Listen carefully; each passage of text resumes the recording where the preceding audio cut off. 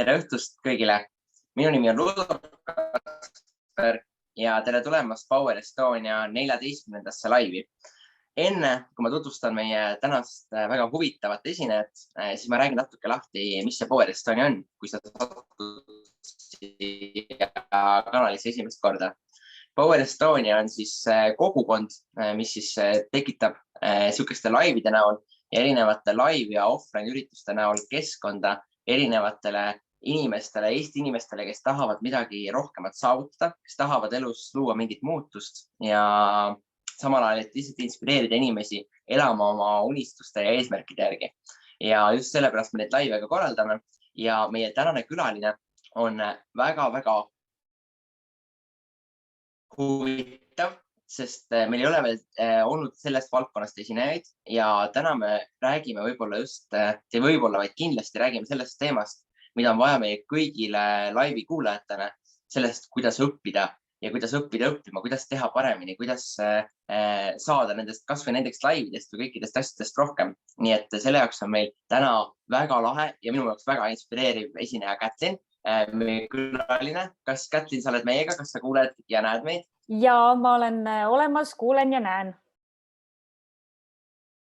Super, aga võib-olla sa tahad alustuseks rääkida natuke endast, et kes sa oled, kust sa tuled ja mille kõigega sa tegeled? No ma hetkel põhitöökohaga olen siis ajaloo ja ühiskonnaõpetuse õpetaja.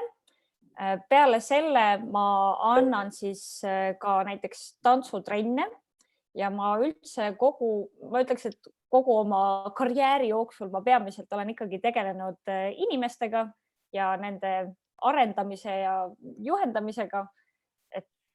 Ja peale selle ma olen ise ka aktiivne kodanik, mind huvitab, mis meil elus toimub.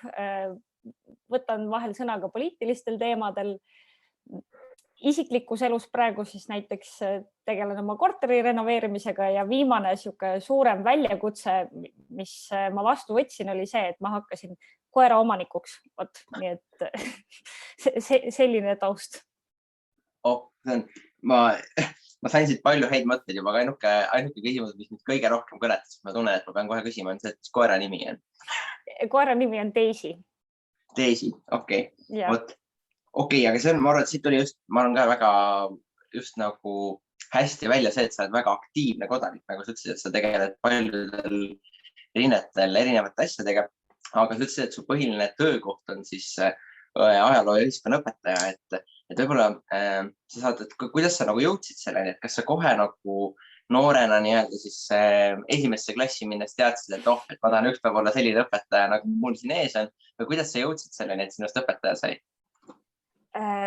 Nagu ma juba enne korra ütlesin, et nii palju, kui ma olen tööd teinud, siis ma olen alati teinud tööd inimestega ja juba siis keskkooli ajal mulle pakuti võimalust anda tantsutrenne ja läbi selle ma siis sain aru, et minule sobibki just töö inimestega, et vahet ei ole, mis valdkonnas ma töötaks, et ma kindlasti tahaks suhelda, et ma ei ole sihuke omaette nokitseja tüüp. Ja see konkreetne mõte, et ma tahaks just õpetajaks saada, tegelikult formuleerus 12. klassi lõpus alles. Kindlasti mul oli ka oma inspiratsioon. Meie koolis oli üks noor ja hästi entusiastlik keemiaõpetaja ja see nagu näitaski mulle ka, et õpetamine võib olla äge ja selline inspireeriv eeskuju noortele tegelikult on noortele vajalik ja kindlasti aitab paljusi inimesi. Väga lahe. See on nii äge näha seda, et meil on neid, kuidas ma ütlen, inimesi, kes tahavad sihukest, noori, ütleme, et ongi, et see töö kindlasti õpetajana, ma mõtlen samamoodi nagu näiteks, kui me räägime erinevatest karjääridest, ma mõtlen sellest, et näiteks mu õde töötab ämmaemandana ja ma arvan, et ma olen näinud tema korras näiteks seda, et sa ei saa olla ämmaemand näiteks raha pärast või tiitli pärast, et ma arvan, et õpetaja ametiga on täpselt sama asi, et sa ei saa seda teha siis nii-öelda selle raha või ameti pärast, et sa teed seda nagu oma südame kutsumustega ja seda on nagu äge kuulda ja näha, et meil on noori õpetajaid. Aga enne kui me näeme selle põhiõppimise teema juurde, siis sa uuesti mainisid siin natukene seda tantsimist, et sa oled ka tantsutreener, et mis trenne sa teed, kus kohas ja kas sinna saavad ka inimesed tulla tantsima sinu juurde? Kui meil on mõni kuulaja, kes on tantsuhuline. Praegu ma siis õpetan Tallinna huvikeskus Kullos ja meie osakonna nimi on KT Stuudio ja seal mina annan tänavatantsutrenне. No siis laias laastus vanusegrupile küll 1. kuni 7. klass. Nii et pigem noorematele, ehk siis kui teil on mõni, kas te olete ise noor või teil on mõni väiksem õde või vend, et siis kindlasti võib KT Stuudiosse neid suunata tänavatantsu õppima. Väga lahe. Siin kindlasti, kui vaadata meie statistikaid, siis me näeme, et meie kuulajad on suhteliselt nooremad või noorte perede siis just nii-öelda, kes on just noored nii-öelda siis just nii-öelda selle uue põlvkonnaga nii-öelda tegelema hakanud, siis ma arvan, et sealt võib-olla neid noori tõesti võib tulla. See on väga hea. Ma kindlasti pärast meie laivi paneksin alla ka selle sama KP Stuudio info. Ja üks mõte, mis mul enne veel endal tekkis, enne kui me siit edasi lähme, ongi see, et miks seda õpetaja tööd teha. No minu enda jaoks ükskõik, mis tööd ma teen, mul on hästi oluline see küsimus, et miks ma seda teen. Ja ma tegelikult olen teinud ka müügitööd, ma olen olnud ka kontoritööl enne, kui ma kooli läksin ja tõesti, kõik on tore ja vahva, aga sellises pikas perspektiivis, nagu see töö koolis, mida ma teen, selle puhul ma ei kahtle selle väärtuses, et see on igal juhul nagu väärtuslik ja see on selline asi, mis laseb mul öösiti rahulikult magada. Nii et eks see on ka nagu koht, millele mõelda, kui oma elus mingeid valikuid teha. See on praegu väga huvitav mõte, sest kui me neid laive korraldame, siis meil, kuna ma intervjueerin kõiki meie laivi osalejaid, siis tekivad mingid mustrid, millele inimesed vastavad sarnaselt.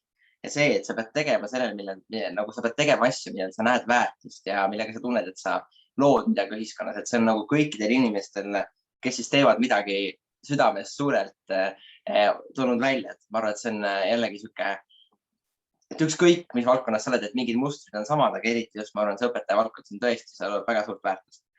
Ja siin me võib-olla saamegi nüüd minna natuke nagu lähemale sinu erialale, sellele tänasele peateemale, et kuidas siis õppida õppima ja ma arvan, et kõige tähtsam asi iga asjaga alati on olnud see, et sa ei saa mitte midagi elus hästi teha, kui sul ei ole motivatsiooni selleks. Et kuidas näiteks sina leiad motivatsiooni õppimiseks või kuidas see nagu, ütleme siis, hea õppimine välja näeb, et mis need siuksed nagu alustalad on, et võimalikult efektiivselt ja hästi õppida?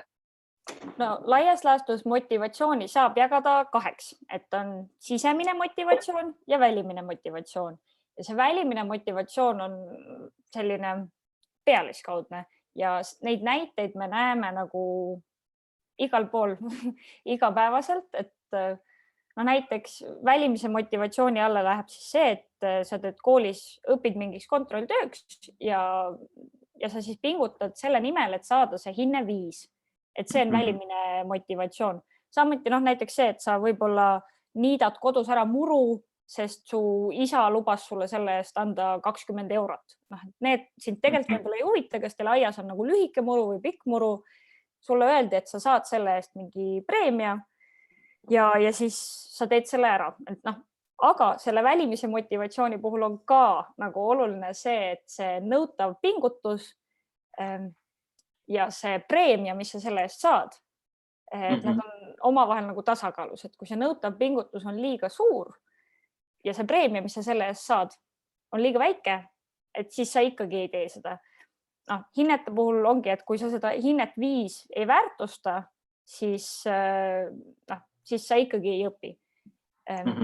Ja ma siia seda näidet ma praegu ei too. Aga sisemine motivatsioon on siis see, et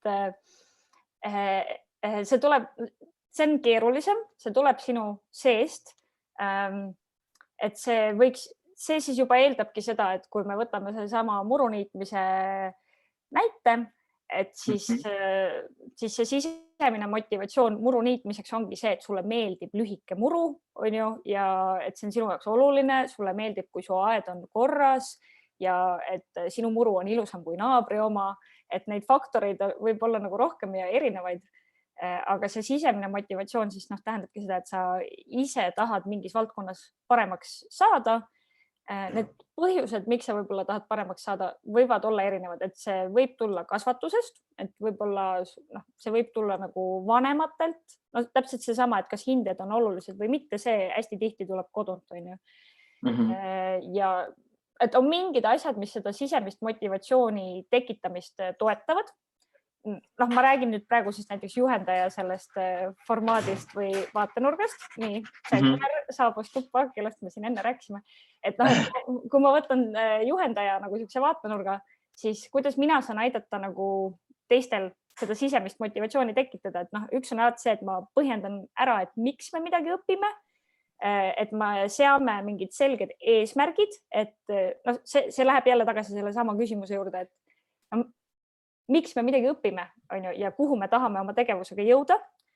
Et tänapäeval ikkagi me eeldame, et inimesed teavad, miks nad midagi õpivad, mitte ainult sellepärast, et keegi kuskil ütleb neile, et sa pead. Siis samuti aitab kaasa see, et sa annad inimesele vastutuse, et sa ei kontrolli neid kogu aeg ja et sa annad mingi valikuvabaduse. Et seal on mingid nagu nüansid on, aga seda välimist motivatsiooni on siis alati nagu lihtne teha, et võib ka kodus proovida elukaaslase või pereliikme peal, et pakud jäätist, vaatad, kas ta koristab su toa ära või mitte, on ju. Et sellega võib eksperimenteerida. Aga kuidas see, kumb nendest motivatsioonidest siis tugevam on, et kas ütleme see sisemine või väline, et ma ise, kui ma seda praeguse nagu mõttega enda peal mõtlen, siis ma arvan, et see sisemine on vist tugevam, kui mul on nagu mingi missioonitunnetus, et miks ma seda teen. Just, et lihtsalt nagu võrdlus siia jälle selle sama koeraomaniku näitel, et kuna koerte psühholoogia on nagu meie omast erinev, siis see ongi nüüd see koht, et oma koera ma kasvatan nagu puhtalt selle välimise motivatsiooni najal. Et talle ma ei selgita, et miks ma tahan, et ta istuks või lamaks või mis iganes. Et tema teeb neid asju ikkagi puhtalt selle preemia nimel, vahet pole, kas see on siis nagu maius või mänguasi või kiitus. Inimestega see nagu, ongi, et see väline motivatsioon on hästi lühiajaline ja ta ei ole siiras ja seal on nagu palju kergemini tekib see takistus, et see preemia siis ei ole nagu mingi hetk vaata piisavalt väärtuslik võrreldes selle pingutusega, mis sa pead tegema. Mul tuleb siit meelde see lause, et just üks ettevõtja ütles, et tegelikult kõikide asjade tegemine on väga lihtne, aga miks, nagu selle miksi leidmine, miks sa seda teha tahad, on keeruline. Ehk siis nagu, toodi see näide, et mõned inimesed arvavad, et väga raske näiteks edukaks saada või mingit karjääri teha, aga siis see vastus on nagu nende poolt see, et ei, et see ei ole tegelikult raske osa on selle miksi leidmine, et ma arvan, et see miks kõlab täpselt nagu see sisemine motivatsioon, et miks sa tahad midagi teha. Et kui sul on see suur, vaata sisemine ise tunne, et mingi sisemine siuke nagu ütleme siis tahe, ma mõtlen näiteks, mul tuleb meelde ka see lugu, kus ma käisin ühel koolitusel, kus toodi selline näide, et kui sa oled, kui kahe nii-öelda maja kõrgustesse sinna üles nii-öelda siis kaks niisugust pilvelõhkujat on ja nende pilvelõhkujate ülesse pannakse niisugune meetrine, ütleme siis 50 sentimeetris laiusega, niisugune meetrine pikk palk ja öeldakse, et kui sa kõnnid üle, saad 1 000 000 eurot, siis 90% inimestest ei kõnniks üle, kardavad alla kukkuda. Eks see 1 000 000 on vaata nagu välimine motivatsioon. Ja siis toodi niisugune äärmuslik näide, et kui su perekonnaliige või keegi teine nagu on sealt katuse pealt üle ääre ja kui üle ei lähe, siis ta kukub alla, et siis enamus inimesed läheksid üle. Et nagu see, ma arvan, et see on täpselt seesama, see sisemine ja välimine motivatsioon. Et see on hästi huvitav ja see on nii lahe näha, et need asjad nagu jälle ka haakuvad, need jällegi kattuvad need jutud. Aga kui me siit võtame nagu selle korraks õpilase näite, ma mõtlen, et näiteks, kas siin on ka võib-olla nagu juhendaja rollis, et kuna ma ise töötan ka inimestega, ma arvan, et väga paljud inimesed, kes meid kuulavad, on ka just seal lihtsalt nii-öelda juhendaja rollis. Et mis nagu ütleme sinu kui õpetaja kogemused, et mis on nagu võib-olla mingid head näited, kuidas sa oled osanud inimestele seda sisemist motivatsiooni tekitada, et see välimine on lihtne, et seda ju koolisüsteem pakub neid viisi ja kõik asju, on ju. Aga et kas sul on nagu mingid kogemusi või asju, et kuidas sa just oled kellegi nagu selle sisemise motivatsiooni peale nagu nii-öelda vajutanud ja tänu sellele oled saanud paremaid tulemusi? No ma arvan, et esimene asi kindlasti on see, et kui sa oled selles juhendaja rollis, siis punkt 1 on see suhte loomine ja et teil on see suhe paigas, et te panete omavahel paika, et mis on need nagu reeglid, mida te järgite omavahel suheldes ja et te näitate nagu üksteisele mingis mõttes kõiki kaarte, et sa nagu juhendajana näitad ka, et su soov nendega võib-olla tegeleda on aus näiteks.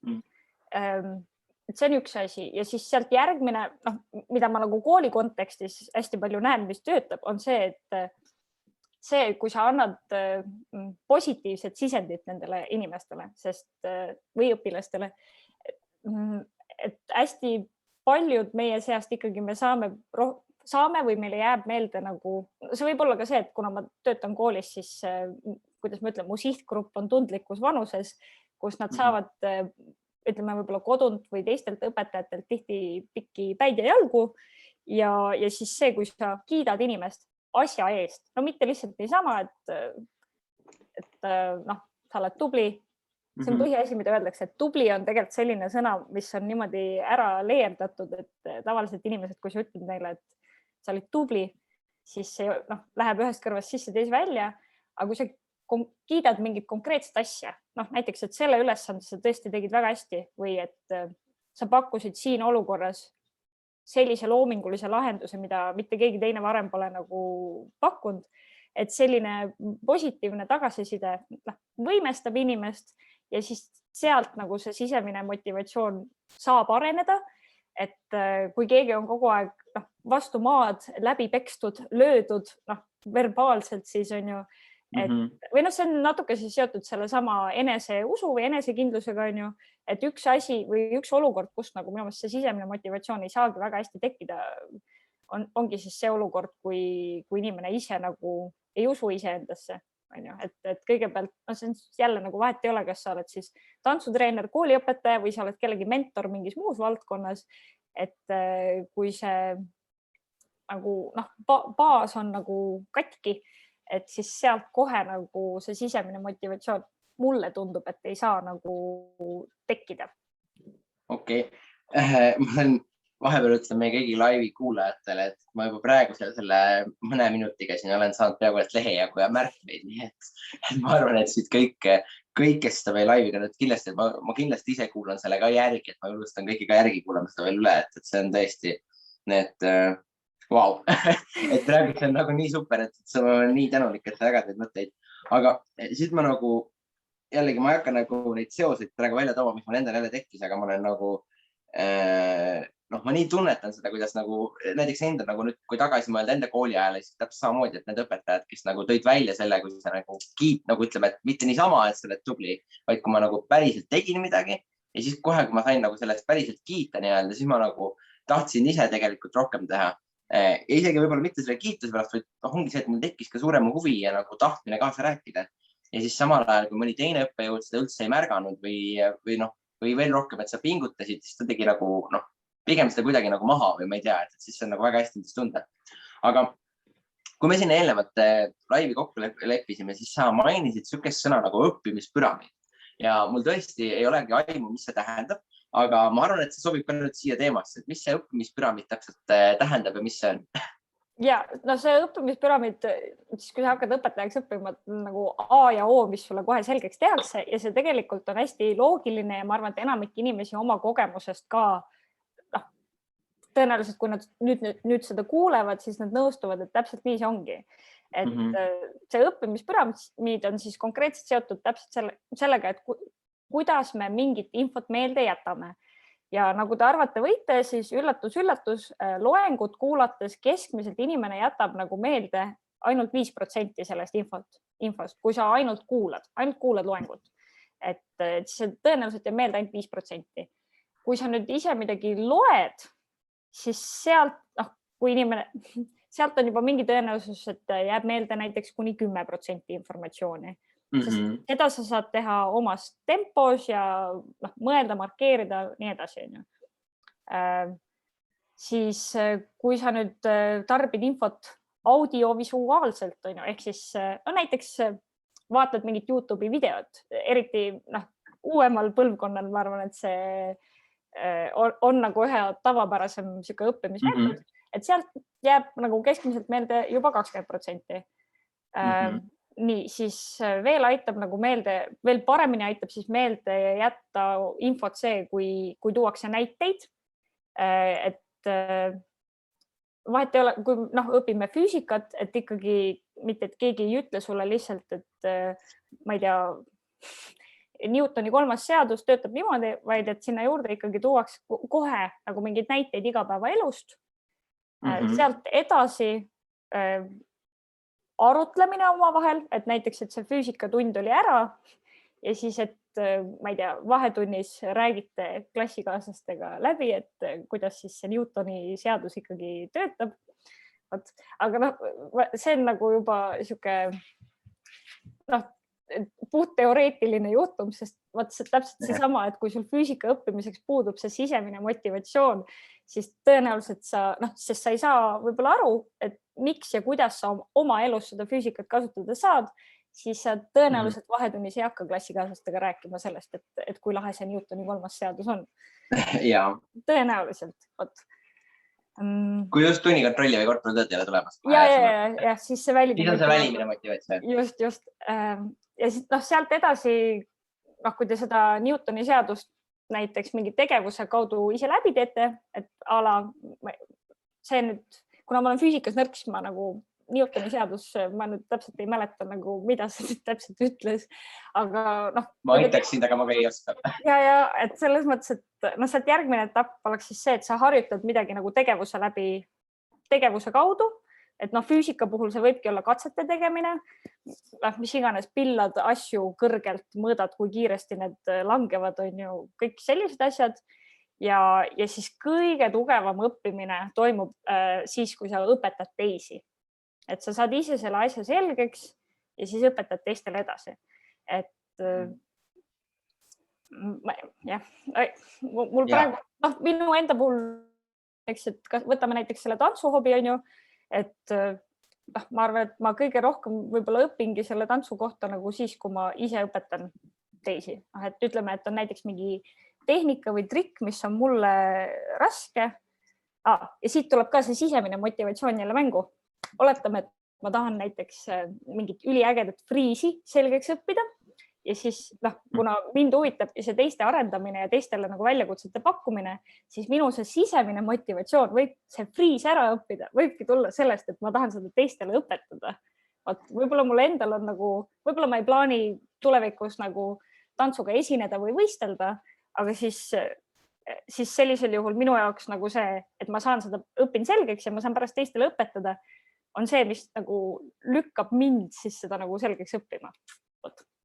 Okei, see on ka väga, jälle ma sain nagu jälle hästi palju neid punkte, mis jälle on nagu just, et on nii palju, nagu sa ütlesid, et kui sa välja teid, need on nii palju nagu, kõik on nõus nendega, aga see kõige võimsam asi on see, kui sa saad kedagi teist ise õpetada. Et see on ka, ma olen nagu nii palju kuulnud seda igalt poolt, et just kui nagu, kui sa oled ise nagu, näiteks kas või koolis on ju, et see, kes tegelikult siis aitab neid teisi, et kuule, ma selgitan sulle ära, siis kuidas see käib, on ju, siis tegelikult ise seda nagu, ma ei saa täielikult selgeks. Ja teiste aitamine võib olla ka sisemine motivatsioon. Ma mõtlesin nagu selle enda jaoks, et see on ka kindlasti siuke võib-olla hea meie omadus, et ma arvan, et see on ka, mis teeb natuke maailma paremaks. Me tahame, et paljud, näiteks on nii äge on kuulda seda ja nagu tõsiselt nagu meil on vaja rohkem neid inimesi, kelle see üks sisemine motivatsioon oleks see teiste aitamine, teiste õpetamine, teiste arendamine. Et ma arvan, et see nagu annab ühiskonnale väga-väga palju juurde ja see on väga hea asi, et esiteks sa ju ise arened ja kasvad, aga sa aitad ka teisi sellega.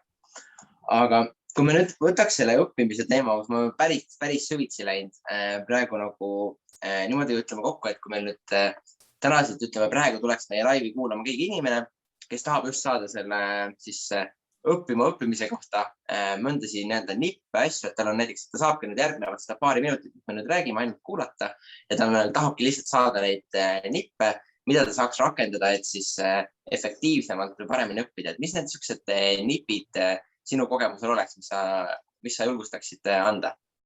No, et me küll just rääkisime sellest õppimispüramiidist, mida ka igaüks saab enda peal kasutada, aga see on selline üldine ja me oleme ikkagi, kõik inimesed on natuke erinevad ja minu meelest punkt 1, mida tasuks teha, on see, et sa õpid iseennast tundma ja selle õpioskuste kohta on ka olemas sellised testid, kui sa paned interneti otsingusse õpioskuse test, siis tuleb selline mingi valikvariantidega küsimustik, mille põhjal sa tegelikult, kui sa seal ilusti küsimustele vastad, see annab sulle pärast mingi aimduse sellest, et milline õppija sa oled. Et see õppimispüramiid on jah, siuke üldine, aga on inimesi, kellel tegelikult toimib natuke paremini see, kes salvestavad infot paremini kuulates, kes salvestab infot paremini lugedes ja kes salvestab infot kõige paremini, kes vajabki seda sotsiaalsust näiteks sinna juurde. Et see on natuke erinev, et siis minu meelest punkt 1 võiks olla see, et sa natuke mõtled enda peale, analüüsid seda, kuidas sa siiamaani õppimisega läinud on, võib-olla teed selle õpioskuste testi läbi. See oleks punkt 1. Sealt edasi tasuks nagu mõelda, et mida sa siis õppida tahad. Et vahet pole, kas sa tahad õppida siis saksa keelt või sa tahad õppida raamatupidamist. Et mõtled selle valdkonna peale ja nüüd selles valdkonnas, et sa sead endale võib-olla tõesti kõigepealt sa mõtled ka sellele, et miks sa seda õppida tahad. Ja võib-olla sa saad aru, et sa võib-olla päriselt ei tahagi seda õppida. Näiteks, kui sa tahad ettevõtjaks hakata, siis sind võibki hirmutada see, et ei, ma pean endale raamatupidamist tegema. Ja siin minu meelest tasubki nagu aus olla, et kui sulle meeldib seda raamatupidamist teha ja sa tahadki selles nagu areneda, väga tore. Kui sinu tugevus on hoopis näiteks see, et sa pigem oledki just siuke suhtleja, siis tasubki teha nagu teadlik, võib ka teha sellise teadliku valiku, et sa võid nagu lasta seda raamatupidamist ka kellelegi teisel teha. Aga ühesõnaga, oletame, et sa otsustad ära, mida sa õppida tahad ja miks.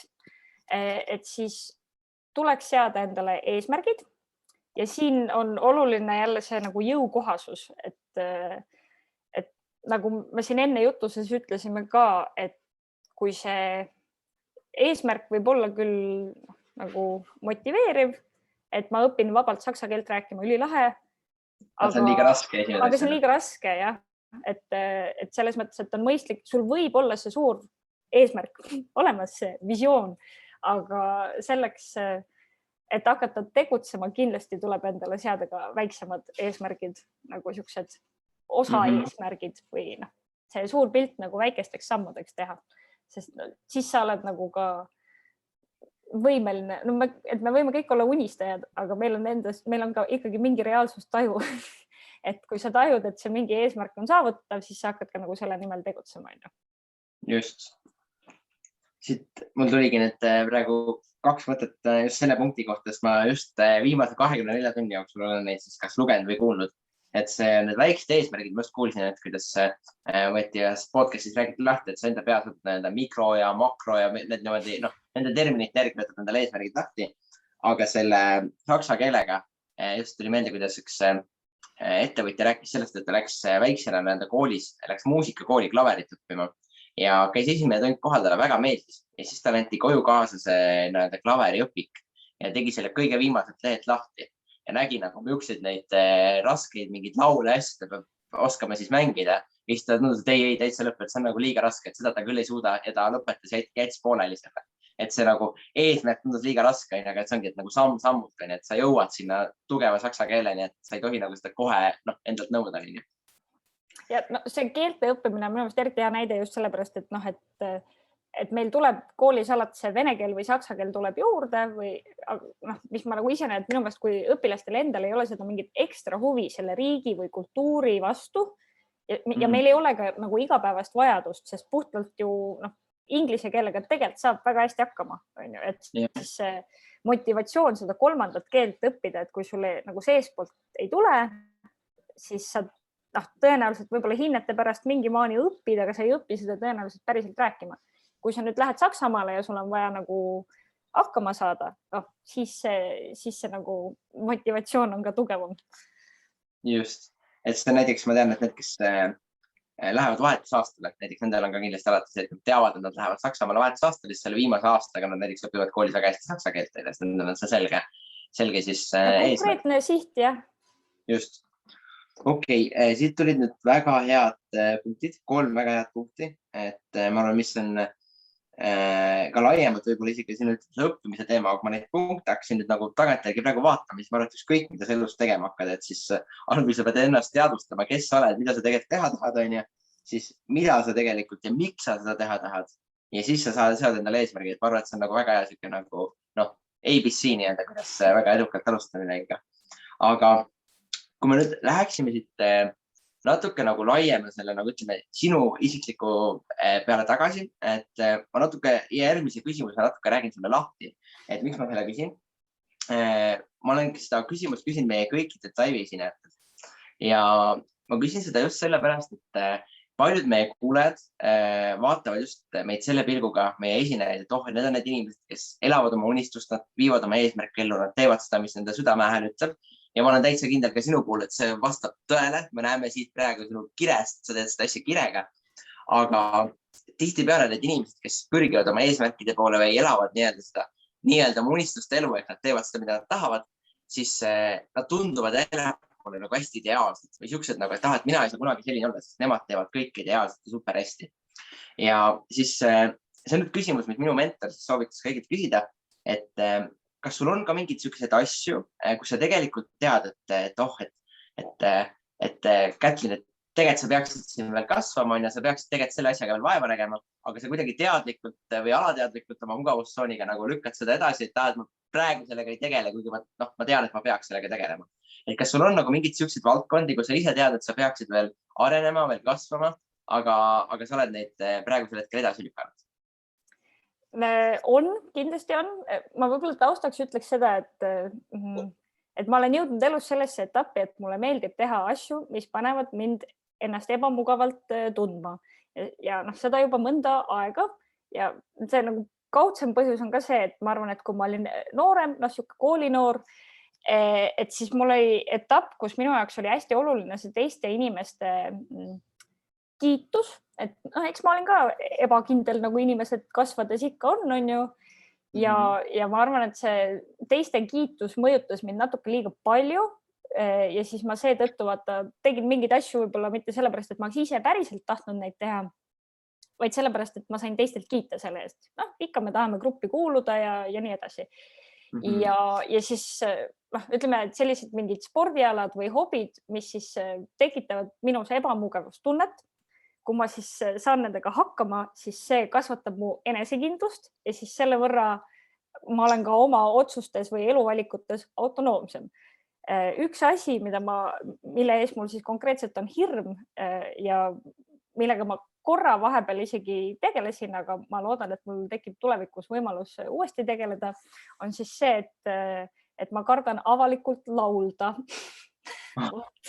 Ja see nagu, ja mul korra isegi oli siuke võimaluse aeg, et ma siis käisin ühe eralauluõpetaja juures ja ühe korra ma isegi avalikult selles samas nagu stuudios siis astusin üles, aga siis läks elu omat pidi ja nüüd ma vahepeal ei ole jõudnud sellega tegeleda, aga lihtsalt konkreetselt ongi see, et mul on väiksest saate nagu öeldud, et ma ei ole musikaalne ja et ma ei oska laulda ja see siis punkt 1 ja teiseks avaliku esinemisega mul probleemi ei ole, aga jah, nagu see laulmine on nagu see, mis tõesti, ma kardan seda ja siis selle võrra ongi see, et kui ma ikkagi suudan ennast nii kaugele sundida, et ma saan sellega hakkama, siis selle võrra siit mul tekib jälle see tunne, et kõigis muudes eluvaldkondades ka, et ma olen tegija. See on nii äge. Jah. Laulmine, vabandust, et ma vahele segan, laulmine on ka üks nendest asjadest, kus hästi palju öeldakse, et see on kas oskad või ei oska. Ei, kõik asjad on õpitavad. Reaalselt kõik asjad, lihtsalt mõni võib-olla mingit asja õpib kiiremini kui teine.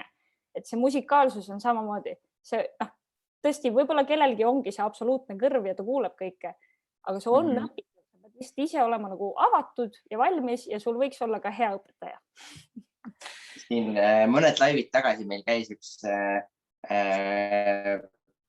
rääkimas üks muusikavaldkonna inimene, kes hakkab just segakoori tegema sügisel ja ta kutsus mind ka sinna laulma ja kuna ma ei ütle, et mul otseselt see avalikult esinemishirm on, aga kuna ma nagu tahan teadlikult selle veel paremaks saada, siis ma lubasin talle, et ma lähen sinna, et ma võin sulle ka pärast neid kontakte jagada.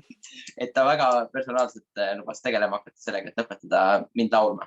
Aga see on nii äge nagu sellest rääkida. Mul on tegelikult samamoodi väiksem öeldud, ma ei ole üldse musikaalne ja kuidas ma nagu ise nagu ka teadlik võib-olla olen seda nagu oma mõttemustrit üritanud muuta. Et ma tean, et mu vend oli väga musikaalne, ta õppis klaverit, sa kõiki noote, kõiki asju tundis ja siis ta kogu aeg ütles mulle, et sa ei saa mitte millestki muusikast aru, et sa laulad kõik noodid ja asjad täitsa mööda, onju. Ja kuidas see nagu mingil määral mind mõjutas, onju, aga kuidas ma nüüd nagu teadlikult ütlen, et ei, et ma saan ka kõik õppida, ma saan ka kõike nagu muuta. Okei, see on väga lahe vastus ja seda on väga hea näha, et me kunagi ei jõua nii-öelda Google'i kohale, et me alati areneme ja kasvame edasi. Aga kogu ütleme sinu teekonnast siis õpetajaks saamisele, inimeste juhtimiseni asjani, et kindlasti on sind siis õpetaja haridus ja loomulikult aidanud, aga kas sul on mingid raamatuid või mingid podcast'e või võib-olla isegi mingid mentoreid, kes on nagu sind kõnetanud või mõjutanud või pannud sind tegema siis neid eluotsuseid või mõtlema nii, nagu sa täna mõtled, et kas sul tuleb pähe praegu mõned sellised asjad, mida sa soovitaksid meie laivi kuulajatel kuulata või siis vaadata? Ja kindlasti. Võib-olla üks mõte sellest samast õpetaja koolitusest on siis see, et selles koolituses on hästi palju sees reflektsioon või nagu peegeldus. Ja ma arvan, et see on ka üks selline tööriist, mida igaüks võiks kasutada. Õpetajate puhul on see, et enamik tunde, mis me teeme, ega keegi teine ei jälgi, mis seal toimub ja eks me peame ise nagu siis selles mõttes pärast igat tundi mõtlema, mis toimus ja mis nendest asjadest nagu siis toimis, mis ei toiminud ja miks. Ja see reflektsioon on minu meelest hästi kasulik tööriist ka igapäevaelus, et vahet ei ole, kas mul on siin koduremondiga seoses mingi täielik katastroof või siis või mu koer ei kuula sõna, et siis ma saan alati nagu, et ta on siuke, kui sa õpid seda tegema, siis sa teed seda ka enda suhtes neutraalselt, et sa jätad ära kõik need mõtted, et ma olen kohutav või ma olen rumal või mida iganes, et sa lihtsalt analüüsid olukorda ja vaatad, kuidas sealt saab edasi minna. Okei, see on väga hea. Ma vahepeal pean kiitma sind lihtsalt nagu mitte, et öelda sulle, et sa tubli oled, vaid nagu sisuliselt päriselt nagu need mõtted on nagu, ma olen nüüd praeguseks juba 2 lehte märkmeid saanud, nii et nagu tõesti see on nagu kuld, mis sa jagad. Väga tore, väga tore. Aga siuke konkreetsete raamatute teemal, et eks me oleme siin ka rääkinud sellest, et see teiste inimeste aitamine on nagu, et see on lahe, et see on väärtus, mis tuleb seest. Ja ma arvan, et mul see maailma parandamine on nagu alati natuke sees olnud. Ja siis üks raamat, mis mind hästi palju mõjutas, kui ma keskkooli noor olin, on siis selliselt autorilt nagu Daniel Quinn ja raamatu nimi on Ishmael. Ja see põhimõtteliselt peategelane on gorilla, kes siis räägib ühele inimesele, kuidas tema maailma näeb. Ja ühesõnaga, et see mulle väga meeldis. Lihtsalt hästi teine nagu vaatepunkt nagu maailmale. Ja teine, mis on hästi tuntud raamat ja mida rohkem teatakse, on siis see Yuval Noah Harari Homo sapiens. See on nüüd viimastel aastatel siuke hästi poppald. Eks need mõlemad on natuke nüüd seotud sellega ka, et ma olen ju ikkagi ajalooõpetaja ja mind laias laastus huvitab ka see, et kuidas maailm toimib või kuidas inimesed toimivad ja nii edasi. Ja see Homo sapiens on siis selline raamat, kus see autor tõesti hästi mõtestab nagu proovib aru saada sellest, et kuidas inimkond on arenenud, miks, et näiteks, et miks just meie siin oleme täna arvutite taga ja salvestame laivi, mitte näiteks delfiinid on ju, mingid sellised asjad. Yeah. Aga õpetamise osas veel, TEDx kõnesid kõik on kuulanud, aga üks teema, millega koos siis neid, ma ei hakka nüüd ühte konkreetset kõnet nagu nimetama, sest neid on mitu, aga selline mõte nagu inglise keeles selle termini nimi on growth mindset. Ma ei ole päris kindel, kas selle on juba eesti keeles mingi hea vaste olemas, aga see mõte on siis see, et ongi, et mitte, et me ei kiidaks või ei premeeriks siis mitte õiget lahendust või mitte ainult õiget tulemust, vaid me premeerime seda, kui laps või õpilane või täiskasvanu pingutab ja katsetab. Et mitte siis nagu, ja see on siis nii-öelda pedagoogikas selline natuke uus suund, kes tegeleb väikelaste kasvatamisega, siis Montessori pedagoogika läheb nagu samas suunas, et sa premeerid selle eest, et inimene katsetab ja proovib ja et lahenduskäigud võib-olla muutuvad. Mitte siis ainult seda, et sa saad õige tulemuse. Kui me ainult premeerime kogu aeg seda õiget tulemust, siis sul endal ei ole, siis sellel õpilasel ei ole vahet, kas ta nagu vaatas kellegi pealt maha. Ta saab ju kiita selle eest, et ta sai õige tulemuse, aga et on siis mingeid uuringuid ja katsetusi sellel teemal, et kui seda pigem premeerida seda growth mindset'i, vaid seda katsetamist, et siis lapsed, noored, täiskasvanud muutuvadki nagu julgemaks ja hakkavad ise ja enesekindlamaks ja saavad ka paremini elus mingis mõttes hakkama. Okei, siin oli jälle nii häid mõtteid ja siis ma lihtsalt nagu ma pean minema korraks tagasi sinna nagu nüüd süvitsi korraks sinna, kui me räägime sellest õppimisest ja sellest, et ütleme, räägime sinust ja sellest õpetajatööst, kui sa nüüd rääkisid praegu sellest lähenemisest ja ma olen ka seda kuulnud ja ma näen, et praegu hästi palju nagu ütleme siis koolitajad kasutavad võib-olla sellist viisi, aga nii palju, kui ma nagu traditsioonilisest koolist iseenda mäletamist mööda mäletan ja nagu siiamaani igalt poolt tuleb, siis kas sa nagu tavakoolisüsteemis natukene peaga vastu kiviseina ei jookse selle nagu lähenemisega. Ja ma mõtlen, et väga palju ikkagi süsteem on ju väga nagu rangelt sul mingil määral ette antud, et sa pead ju ütleme võib-olla, ma ei tea, mingit, ütleme, kui sa ajaloos paned aasta aru valesti, siis lahenduskäik võib hea olla, et ta räägib, kuidas ta selle aastanumbrini tuli, aga kui aastanumber on vale, siis sa ju ei saa seda õigeks pidada. Ma mõtlen, kas sul on nagu tööalaselt neid nagu peaga vastu seina jooksmisi ka siis nii-öelda? Kindlasti on, sest et üks asi on see, et mina võin nagu olla mingi teistsuguse vaatenurgaga, aga kui mina annan ainult 2 tundi nädalas, on ju, ja seal võib-olla mingi teistsuguse maailmavaatega inimesed annavad tunde nagu ülejäänud 20 tundi nädalas, et siis õpilastele ka see minu point nagu 100% ei jõua kohale. Näiteks see sama hinnete väärtustamine, on ju. See hinnete väärtustamine, nagu siin võib ka selle näite tuua, et minu meelest, ma ei ütle, et hinded pahad on, minu meelest nad on okeid, et tegelikult sihuke numbriline tagasiside on hästi konkreetne, et see mulle tegelikult selle numbrilise tagasiside juures meeldib. Mis mulle ei meeldi, on see, et seesama eesmärk ainult 5 saada. Minu meelest on jumala okei see, et sul mingites ainetes on 3 ja mingites ainetes on 5. Sest kas see aitab sul palju paremini iseendast aru saada. Aga kui meil tuleb nagu kodust või mingitest muudest ainetest nagu see suhtumine, et sul peavad kõik 5 olema, siis tegelikult sa nagu lõpetad siis põhikooli või keskkooli, sul on kõik 5, aga sul pole õrna aimugi, mida sulle endale tegelikult teha meeldib, on ju. Et jah, et see peaga seina vastu jooksmise koht minu jaoks kindlasti on see, et seda suhtumist nendesse hinnetesse on nagu raske muuta. Ja teine siis see, et me siin rääkisime sisemisest motivatsioonist ja ma mainisin ka seda, et üks asi, mis seda toetab, ongi see valikuvabadus näiteks, aga see süsteem, mis meil praegu on, et seal seda näiteks põhikooli lõpuni seda valikuvabadust peaaegu ei olegi. Et meil lihtsalt on selline süsteem praegu ja kolmas on siis ka see, et kui õpetaja on 30 õpilase ees, siis ega tal ei olegi võimalik nende kõigi sisemise motivatsiooniga tegeleda. Nii on, et see number on natuke liiga suur selle jaoks. Okei, see on... Aga vähemalt on hea teada, et seal süsteemis on neid, kes tahavad seda muutust tuua ja teevad seda rasket, mis teed. Me oleme ajaga täitsa juba natuke isegi üle läinud, aga mul on tegelikult üks viimane küsimus, et ma tahaks väga küsida ja see on jälle nüüd konkreetselt sulle suunatud. Et me rääkisime siin praegu sellest, kuidas sa tegelikult praegu juba muudad maailma sealt koolis ja kõikide asjadega nii-enda põhimõtteliselt, kuidas sa elad oma sa viid oma seda sisemist motivatsiooni ellu, on ju.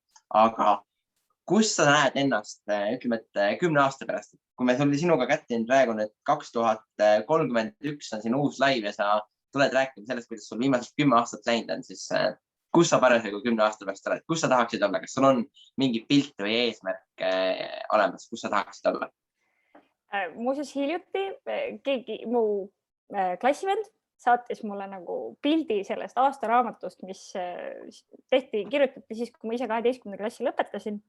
Ja seal oli siis selline lause, et 10 aasta pärast olen Eesti rikkaim ajalooõpetaja.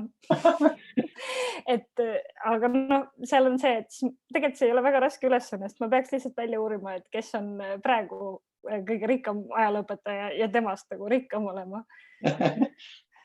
Aga ei, laias laastus ma tahaks endiselt tegeleda inimestega või selle valdkonnaga, millega ma tegelen. Haridus, noored, et see on see, mis mul on südamelähedane.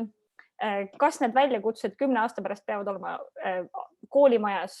Võib-olla mitte, et need võivad ka väljaspool koolimaja olla.